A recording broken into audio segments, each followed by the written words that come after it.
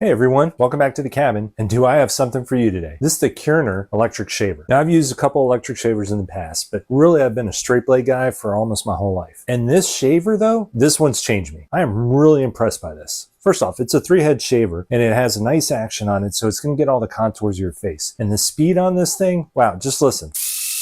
This one is way faster RPM wise than the one I just bought. And one of the things I didn't like about the one I just bought is it didn't come with a stand. Guess what? This one comes with a stand.